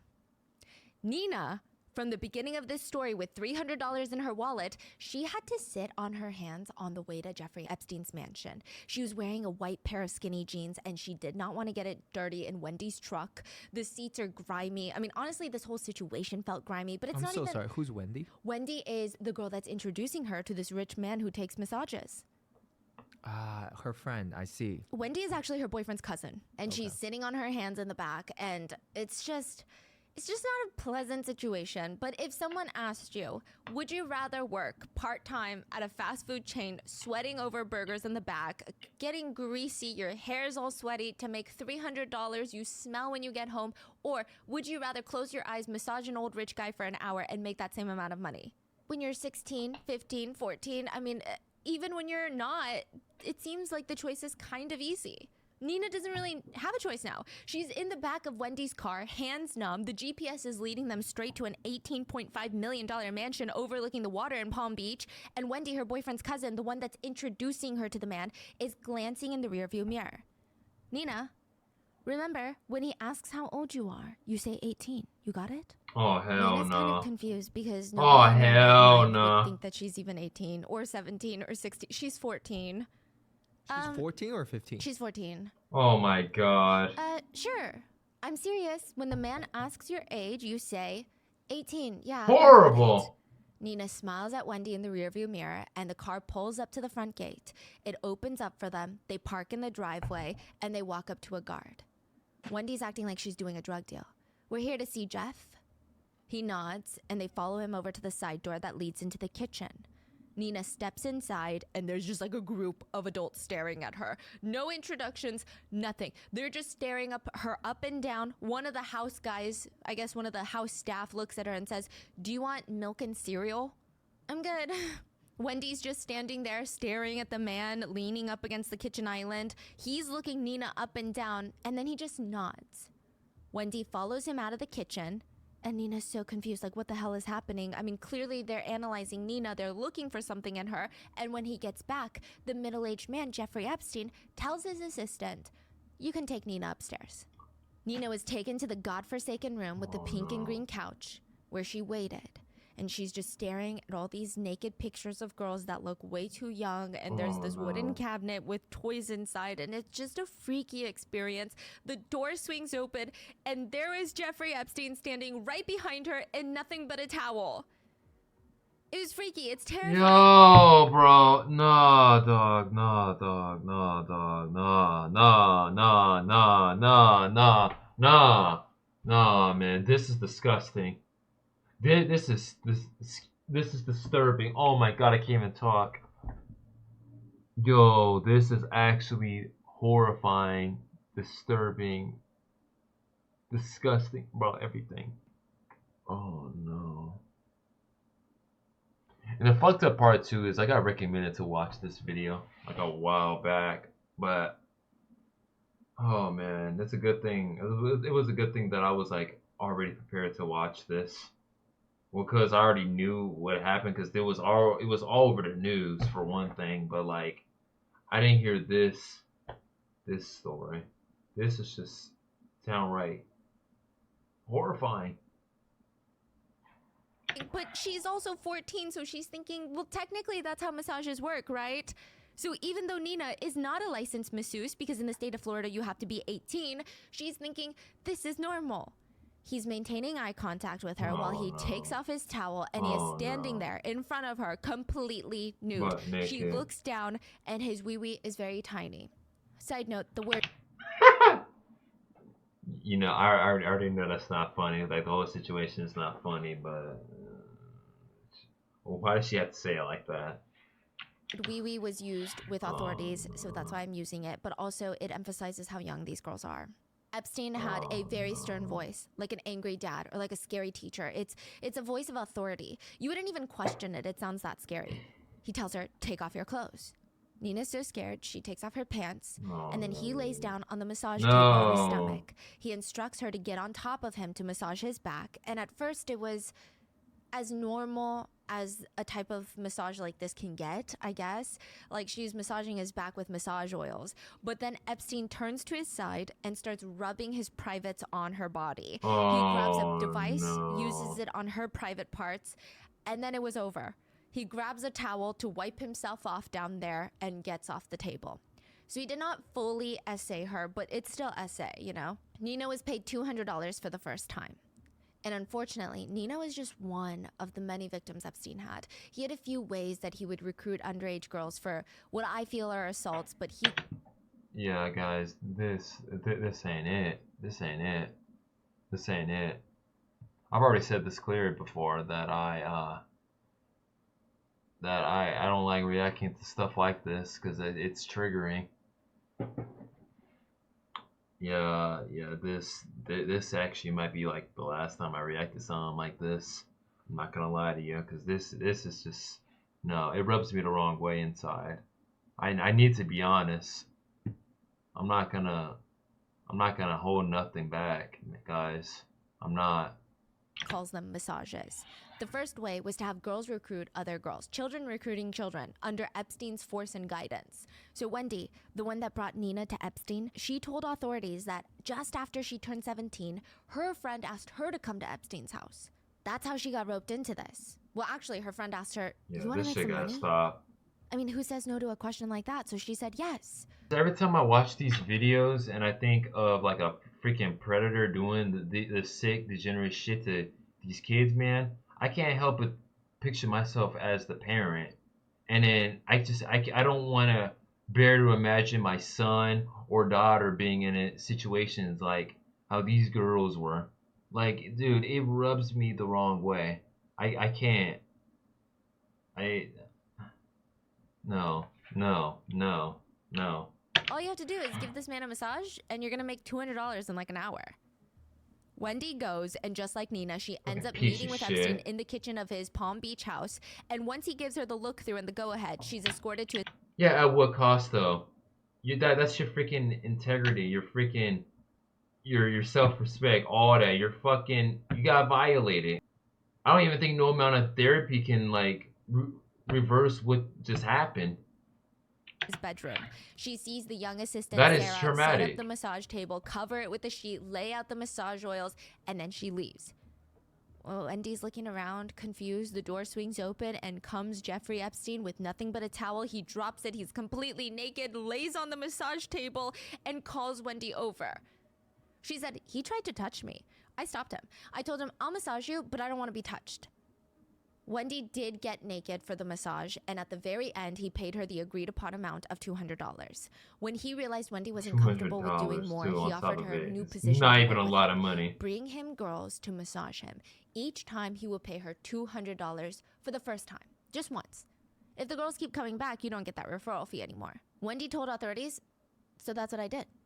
She brought over girls who they all kind of knew what they were getting into. I mean, maybe not the full extent, terms and conditions and all of that, but apparently Epstein made it a point that he did not want the girls to be super surprised when they were in the room. And each time she brought a girl between the ages of 14 and 16, she was paid $200. Oh my god. Wendy worked with him for a year, and I don't have an exact figure on how many girls she personally brought to Epstein, but she would say it was kind of like a train. This is why proper parenting is necessary, especially in these times, man. There are just a lot of parents out there that have no right to be no fucking parent at all. There's absolutely no fucking way I would even agree to let my daughter do shit like this. My underage daughter to do shit like this. Or son, for that matter. Now some of y'all actually make me sick, man. It's like I introduced him to all my friends, and then they introduced him to their friends, and it just kind of went on and on like that. Out of all the girls that you introduced, how many of them were under 18? Under 18? All of them. All of them? Wow. All of them. Did Epstein know anybody's real true age? Or he didn't care? I don't think he cared. He told me the younger the better. Let me just put it this way. I tried to bring him a woman who was 23, and he didn't really like it. Didn't go for it. It's not that he didn't go for it, he just didn't care for it. And he likes girls that are between the ages of like 18, 20, I think, some of them. But I think most of them lie about their age. I mean, I know that when I started off young, I think he knew better than to believe me. I think he knew that I was younger, like 17, but when I told him I was 18, it's fine. Most girls would lie when they go in there. And for the girls being victimized by Jeffrey Epstein, I guess there wasn't really a standard rate. Wendy would tell authorities, the more you do with him, the more you make. Basically, if you take off your clothes, you're gonna make more. If you let him do things to you, you're gonna make more. I heard about a girl who apparently slept with him and was making like $1,000 each time. Do things? You mean like touch you? Yeah, touch you in inappropriate places. Wendy told authorities that she never blindsided the girls that she brought over. They at least had an idea of what was going on, and she would kind of know how much each girl did with Epstein by how much they walked out there with. So there was one girl on her first massage walked out with $300, and Wendy stated she walked out of that house with $300, so she obviously and evidently let him do a little bit more. According to James Patterson's book, police tried to make Wendy understand that she just implicated herself legally in Epstein's crimes, and she had been doing this for a little over a year now, so she was of age. She's 18 now, and she didn't get it. She just joked, I guess I'm like Heidi Fleiss. Heidi Fleiss, she was the Madam of Hollywood. She ran a super illegal sex work ring in LA that catered to the Hollywood elites. So like, she doesn't understand the severity of what she did. It's complicated because a lot of people do try to demonize her in some sources, and I'm not going to say that she didn't do anything wrong, that she didn't help create victims, but she's also so young. Like, he has a way of picking girls, especially the Palm Beach girls, the victims there, of just picking the most underprivileged. Like, he knows how to spot vulnerability. Yeah. This is a very smart man, you know? Yeah, he was fully aware of what he was doing. He was fully aware of what he was doing, and you know, he had what was coming to him.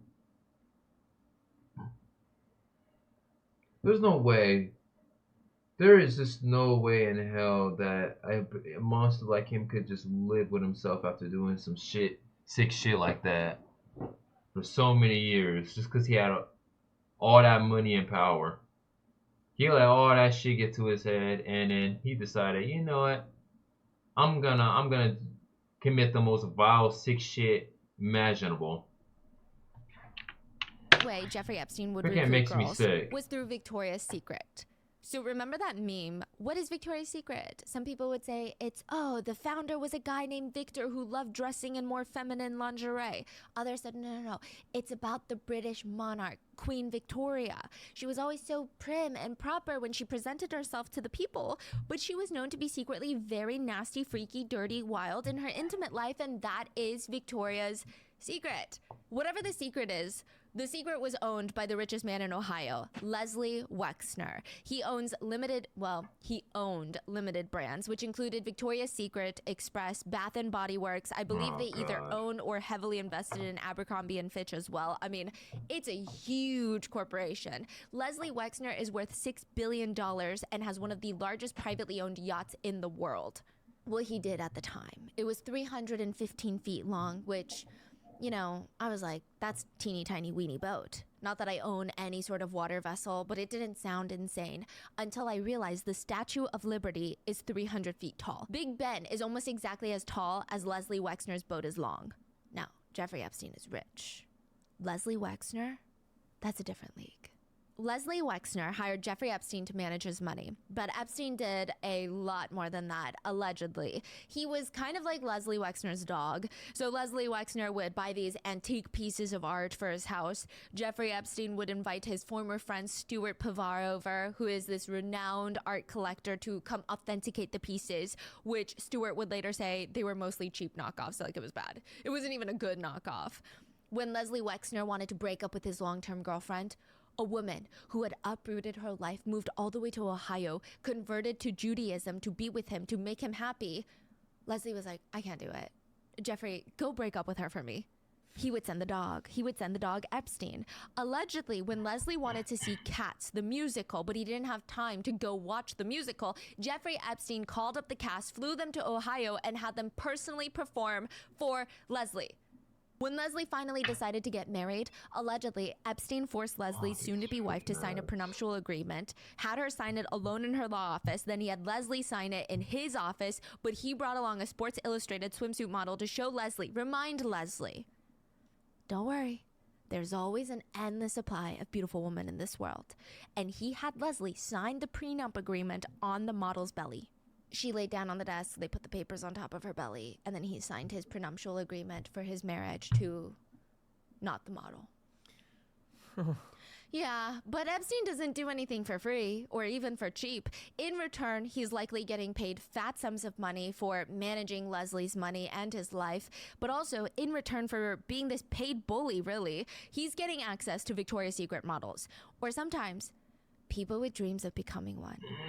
Epstein starts working with a man named Jean-Luc Brunel, a modeling agent. And the two allegedly used Brunel's modeling agency to bring in underage girls from out of the country by promising them modeling contracts. Allegedly, the girls would stay in Epstein-owned properties, they would get visas, and very slowly, they would just be exposed to the world of, quote, high-end escorting.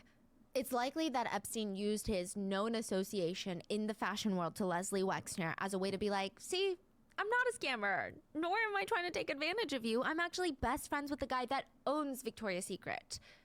There is some proof of this. In Santa Monica, California, there is this very expensive hotel called Shutters. It's a smaller, intimate, upscale hotel. It overlooks the water, has this giant pool. It costs $1,000 a night to stay there. Will the Santa Monica Police Department get a call from that hotel one late summer evening by a young woman named Clara? She's frantic. She's calling to report that she's just been assaulted. She's trying to tell the authorities everything that's happened. She's a small actress. She did some minor roles in Baywatch and General Hospital. I mean, she's new to the industry, and everyone is referring her to this guy named Jeffrey Epstein. They told her, send him your headshots because he picks the girls that are going to be in Victoria's Secret catalogs. Maybe not the fashion show yet because that takes time, but the catalogs, that's your foot in the door. So that's what she did. He reaches out to ask, do you want to meet me at a hotel? Clearly, Clara thought this was weird because who meets up at a hotel for an audition? But she wants this career, and maybe he's just so busy that the only time that he can squeeze into his schedule is she comes to the hotel, he does a little audition, and it's done. Clara shows up in Epstein's hotel room at the Shutters Hotel, and he tells her to undress. He walks over and starts ripping her clothes off of her, almost, saying things like, "Let me manhandle you for a second." Then he walks around her, doing circles, pretending to evaluate her measurements in person, but he just keeps groping her the whole time. She stops him, grabs her clothes, runs out of the room, reports it to the authorities, who do absolutely nothing. They did nothing about it. They told her, yeah, well, it is your word against his. Clara was terrified of going public with everything when Jeffrey Epstein had all the money and the power, and she's just another small model in the industry. She didn't think anyone would care or listen. This would be the second way Epstein would recruit girls. But Jean Brunel vehemently denies being part of any of this. Brunel would actually go on to sue Jeffrey Epstein and state that his friendship and association with Epstein had cost him irreversible damage to his reputation and career. He stated, "Parents don't want to send their children to work with me because one of the first things that pop up when you Google my name is trafficking." Wow. Yeah. Well, Wow. he's dead now. Police tracked down Wait, who's dead? Jean Brunel. Huh? He died too? Yeah, lots of people died. Wow. Yeah. Now, in 2005, police Noticed tracked down that. yet another woman who gave Epstein massages, and it was so clear Epstein had a type. When police were investigating, trying to find anyone who had been victimized by Epstein, they came across a real masseuse. Now, interesting thing to note, she only got paid $100 a massage, and she gave actual deep tissue massages. When police asked, did he ever try anything with you? Did he try to grope you, to ask you to take off your clothes? No. She said, I'm not his type. He goes for young, thin, and girls with no tattoos. The real masseuse said that she knew Epstein didn't like her tattoos because she had them visibly showing, and Epstein would tell her multiple times to her face that he didn't like her tattoos. This whole investigation was really rough for Nina. I mean, her dad told authorities that they had a PI stalking their house, taking pictures of them, chasing visitors away. I mean, it was terrifying for Nina. She knew that Epstein was powerful, well-connected. Who knows? Who knows what he's going to try and do to stop her from testifying against him? Even during the police investigation into Jeffrey Epstein, the Palm Beach police force felt like they were being investigated, which they absolutely were. They were. It's believed that Jeffrey Epstein's attorneys hired private investigators to look into the investigating detectives, which I believe is not illegal at all. Like, they're entitled to do that. But allegedly, just as how Chief Ryder went through Jeffrey Epstein's trash, allegedly, Jeffrey Epstein's private investigators went through the chief's trash. What? Like they're trying to look for blackmail material? Yeah, something to discredit them. He's clearly Wow. capable, and Jeffrey Epstein is one to play dirty. Epstein's attorneys provided prosecutors with evidence, pages from Nina's MySpace page, specifically her About Me column. Under Best Physical Feature, Nina had written ass and eyes.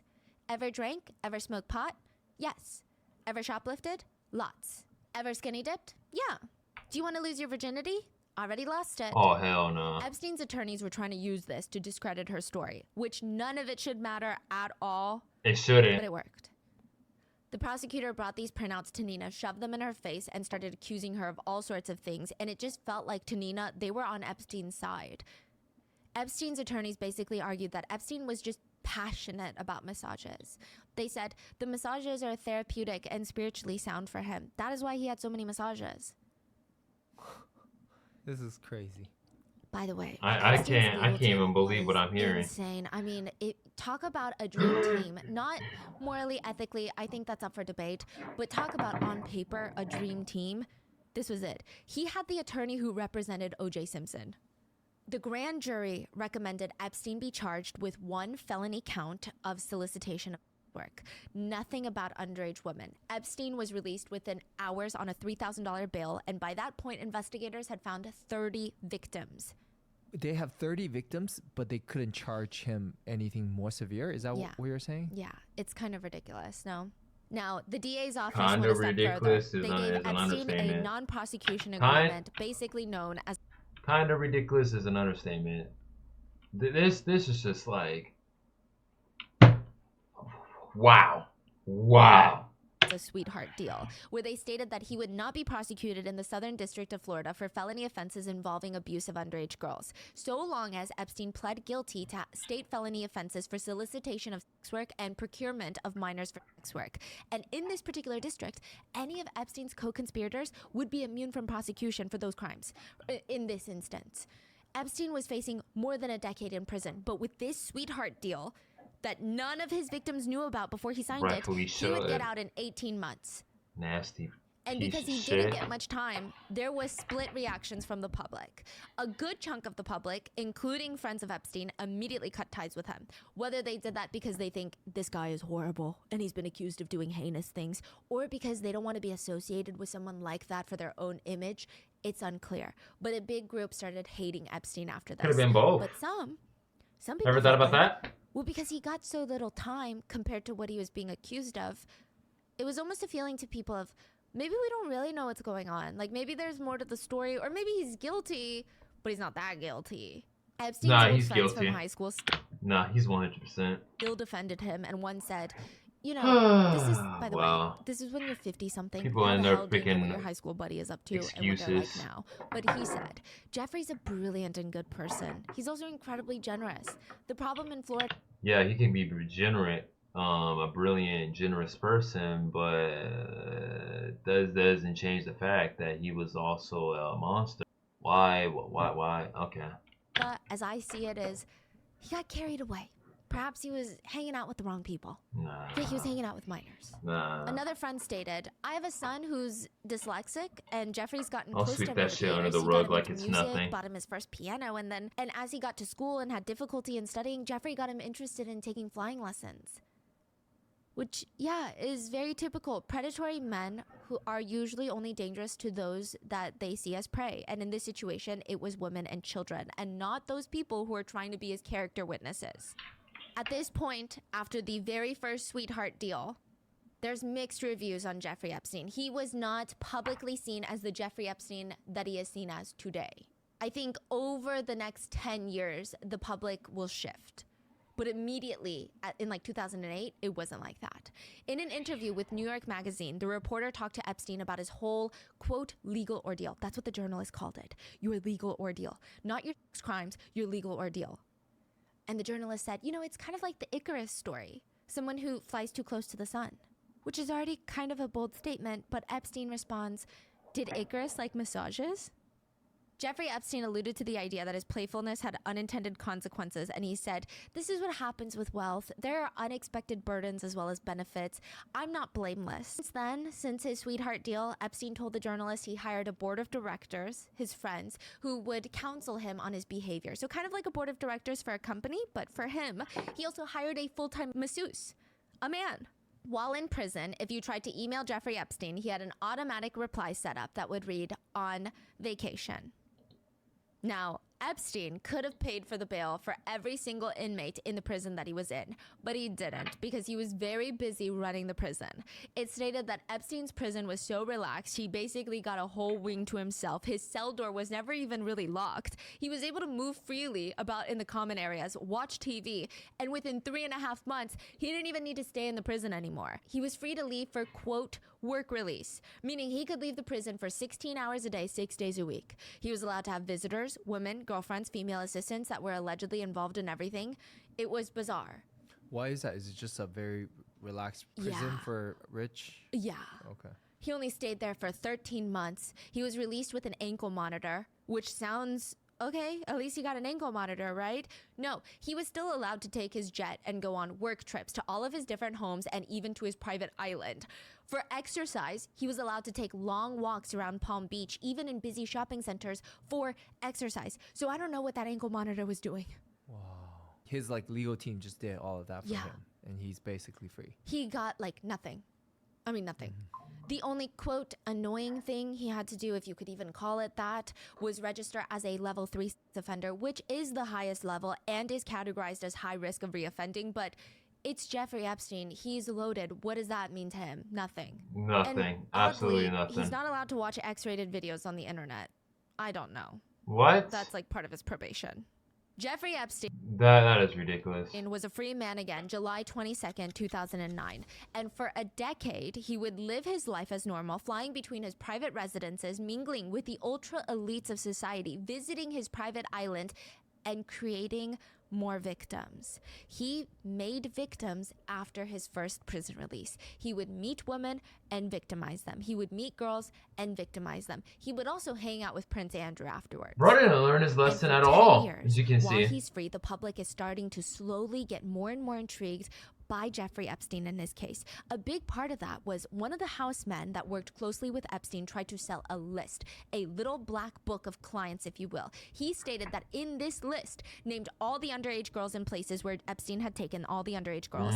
He also alleged the papers included a list of high-profile famous individuals like Henry Kissinger, Mick Jagger, Ted Kennedy, Donald Trump, Bill Clinton, alluding to the idea that they were involved in them crimes. Doing disgusting things. Yep. Allegedly. The house man tried, and there's a high probability that they were, to sell it for $50,000, which he was arrested for it because you can't sell stuff like that. And he got 18 months in prison. Ironically, the same amount of time that Epstein got for his crimes. Insane. That's I mean, insane. I will say that it's pretty messed up for him to try and sell it because, you know, the girls' names are on there. But the fact that he got that, like, his crime is, it's hard. Yeah. Wow. And all of this would happen until almost exactly 10 years later, Jeffrey Epstein would be found dead in his prison cell. He would be rearrested and found dead, with theories circulating of if he actually self-exited, or if someone powerful killed him, or how much did his right-hand woman, nicknamed his Madam, Ghislaine Maxwell, how much did she know about all of this? How much was she involved? Ghislaine Maxwell, the link in all of this, that is, she's still very much alive, and apparently she's writing a tell-all book in prison right now, and she is a fascinating character. Some victims seem to hate her more than they hate Jeffrey Epstein. And we will be getting into Ghislaine Maxwell and more on the island. I wonder what she actually did. Episode. So in a few days, we're going to be covering the crimes of Epstein's Island. I don't think I'll watch it, but at the same time, I am curious on what the fuck that she did, since I'm now like just hearing that what she did was 10 times worse. But I don't know. More victim stories on how they were, quote, trained on the.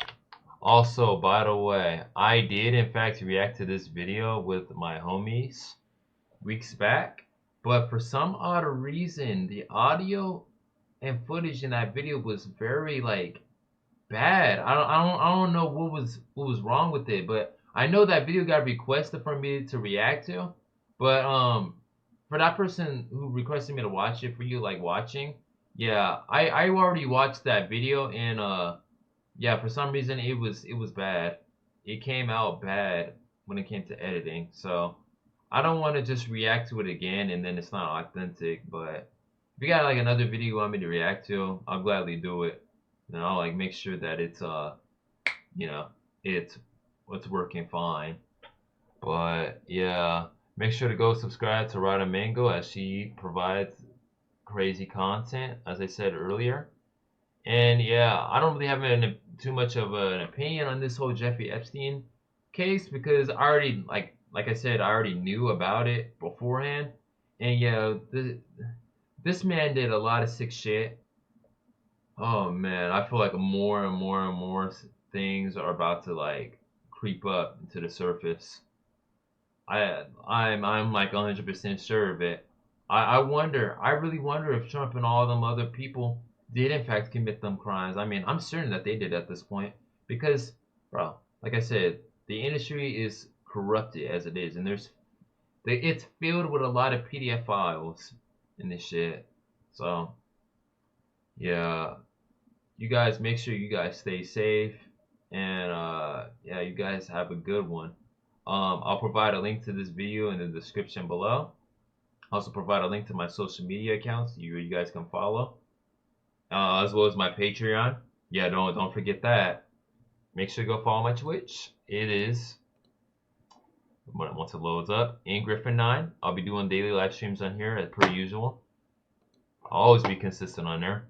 I also wanted to add too, yeah, I will be uploading other videos that are not pertaining to just reaction, because like I said, I want to do things that makes me stand out.